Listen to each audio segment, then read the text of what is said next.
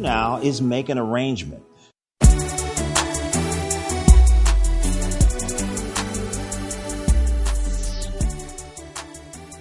A chain is basically linking these sections together. Remember, you can have as many as 16 sections, A through the letter P, and any section can be any length from 1 measure to 256 measures in length. Now, my tempo was 80. I'm going to go to chain, and what I'm going to do is set up to record the chain. Now, the chain can be recorded at any tempo. You're not locked in, all right?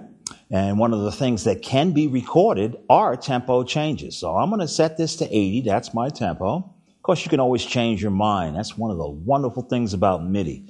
You can change your mind about what you recorded, how you recorded it, what instruments are playing it, what tempo it's at, without penalty. So when you hit record while you're in chain mode, now F6 gets you to chain, what it's going to do is document you pressing the pattern section buttons. So I'm going to start with section A. It's 80 beats per minute with 4/4 time. You can see I'm sitting at measure 1, beat 1. And once I start the record, it's going to document when I press the section buttons. Let's begin.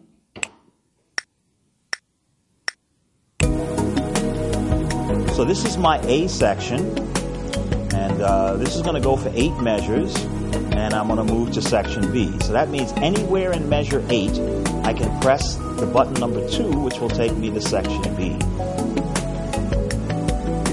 7, 2, 3, 8, 2.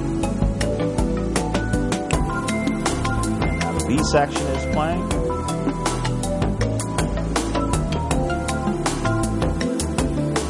This also is 8 measures. Now I can let it play as long as I would like, and this is where you can change your mind about the arrangement. And then at measure 16, I'm going to take it back to the A section.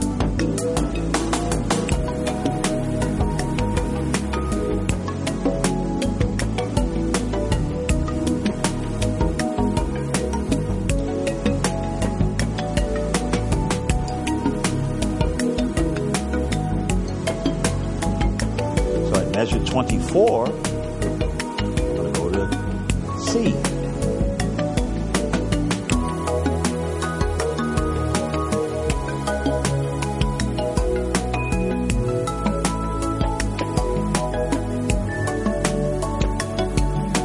So in this way, you can put your song together and try out an idea. Now, this is not locked in. If I change my mind, I can edit it. And that, again, is the beauty of MIDI.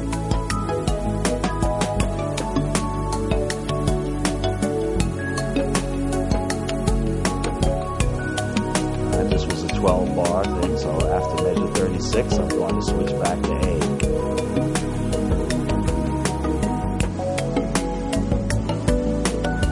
A. Okay, I'll just keep this short. We'll end it here so you can get an idea of how this looks. Now, what I've created now is called a chain.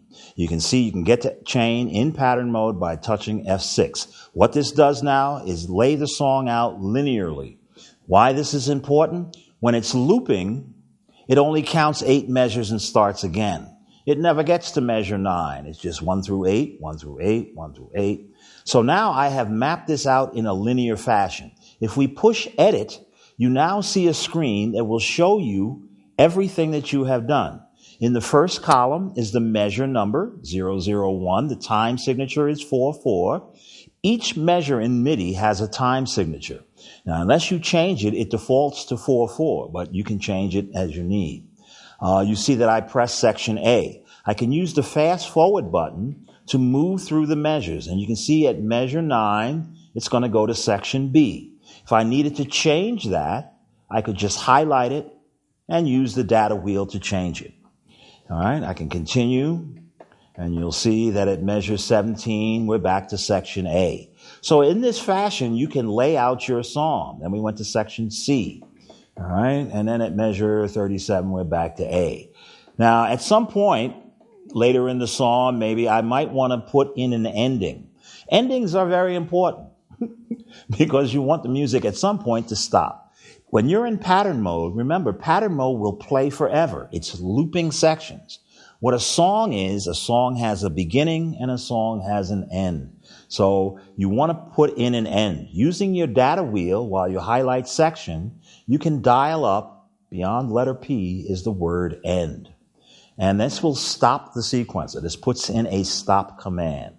All right, so what we've done now is list something out, the entire play order, if you will, of the different sections. Now I can convert this to a song. On your function buttons, you see that I'm in change mode now, where I can change my mind about things. I can copy different sections. If I have a very long composition and I know that a certain array of sections in a row will repeat, I can use that to copy. But here under song, I can convert this to a song. And just to show you what the other one is, TR select is track select. When you push this, you see that it changes to a scene track. And we'll talk about scenes in just a minute. And then there's also tempo track. So if you want to put in tempo changes, you can also do that. So in a chain, there are 3 different tracks. And this toggles between them. The pattern section track, the scene track, and the tempo track. Okay? Now, if I press F3 song, I get a screen that says convert to song. Now, if a song already exists, its name will appear there. So I don't want to convert this to song 1 unless I want to make a segue. We got a lot of people who ask, I play in clubs and I want one song to go right into the other. Well, if you know how many measures there are in your song, this one Club Works, if you know what measure it ends, you can convert starting from any measure. So you can dovetail one song on the back of another. What I'm going to do is select a blank location. A blank location will have all asterisks for the name. Song 3 is empty in this particular MOX. And I'm going to start from measure 1, and I'm going to convert without PC, without program changes. Now, it's not necessary to insert program changes into your track. If you have a lot of program changes or instrument changes on a particular track, you may want to opt to uncheck that and put them in there. However, it's not necessary. The MOX automatically copies your mix from pattern mode to song mode. When would you use without PC? When you're going to take this sequence to a different sequencer. Maybe you want to load it up in your favorite DAW. Well, then you might want to put the program changes in there. That will guarantee that when you move it to that other DAW sequencer, it will call up the correct sounds in your MOX. Okay, so we have a blank song. It says press enter to convert. I'm going to do that. It says it can't undo this. Am I sure? I'm pretty sure, so I'm going to hit enter again, and it's executing. And what it's doing now is writing out the entire chain that I've created into a linear song. So now if we go to song mode and call up song number 3, there is my composition. Now, in a linear fashion now, once I have the song in a linear song, I can now do things like create automation. If I put on the mute button, I can drop tracks out strategically or bring them back in. Now, what good is this? I can record myself muting tracks and unmuting tracks. In fact, I can take snapshots. There's many things you can do. The word scene, it comes from Yamaha digital mixers. Now, back in 1987, when I joined the company, Yamaha was putting out their very first digital mixer. In fact, they coined the term digital mixer. And a scene is a snapshot of the current condition of your mix. So in other words, it can remember what volumes are what tempo you're at, what tracks are active, where the filters are set. If you have a groove template playing, what groove offset is going on. So it's a snapshot of your particular settings. If you're going to use scenes, you want to store the condition. So in other words, there should be a start scene. If you hold store, which also says scene store, and touch subfunction 1, you'll see in the screen it says scene and arpeggio stored. that means that the condition of the mix right now has been stored. I'm going to store a scene where the drums are muted. I'm going to hold store and do scene 2.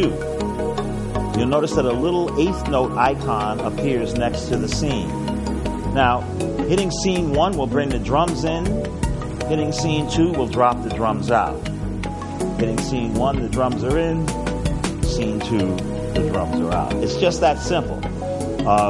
Creating scenes can be as simple as remembering what tracks are playing, but again, it could be you've done something wild with the cutoff and resonance, or maybe you've changed the amount of reverb. All of those things get remembered in the snapshot, the scene snapshot. Think of it as a picture of the mix at the current time.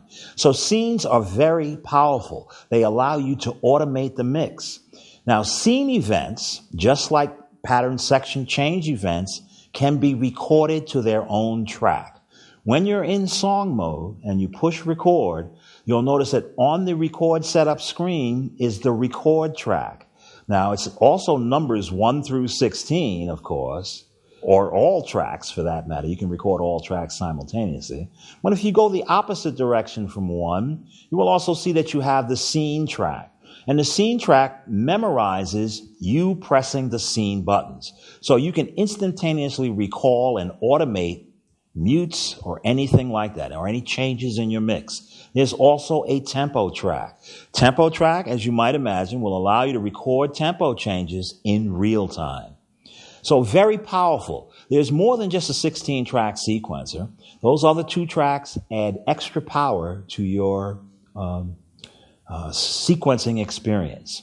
All right. So once you're in a linear layout of your song, this is the time where you might feel this would be the great place to lay in my melodies, take my solos, and maybe even add vocals. As we see in our next module, the MOX is also an audio and MIDI interface for your computer.